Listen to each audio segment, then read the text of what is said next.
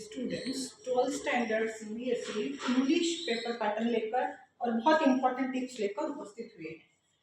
12 question paper में 3 sections होते हैं, आप सभी जानते हैं। सेक्शन ए होता है जो कि रीडिंग स्किल का होता है, बी होता है क्रिएटिव राइटिंग का और सी होता है लिटरेचर का।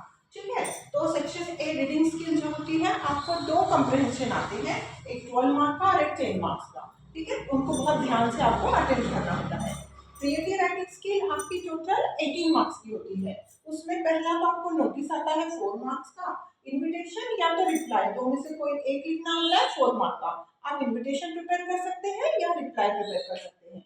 देन लेटर राइटिंग में आपको 2 प्रकार के लेटर आते हैं, एडिटोरियल लेटर और जॉब एप्लीकेशन। तो जनरली एक ये तो होता है, लेकिन कभी कभी जॉब एप्लीकेशन के ही दोनों और आ जाते हैं, इसलिए जॉब एप्लीकेशन को बहुत अच्छे से आपको कर रखना है। देन आर्टिकल या रिपोर्ट राइटिंग आपको 5 मार्क की होती है। ओके, उसके बाद सी सेक्शन जो होता है आपका खुद का लिटरेचर का सेक्शन होता है, जिसमें दोनों किताबें होती है, विस्टास भी होता है, फ्लेमिंगो भी होता है।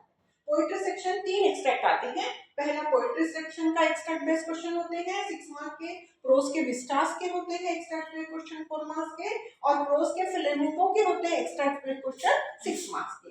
फिर शॉर्ट आंसर जो होते हैं फ्लेमिंगो के वो 2 मार्क्स के 5 क्वेश्चन होते हैं 10 मार्क्स के लिए। शॉर्ट आंसर विस्टास के होते हैं 2 मार्क के 2 क्वेश्चन होते हैं 4 मार्क्स के लिए।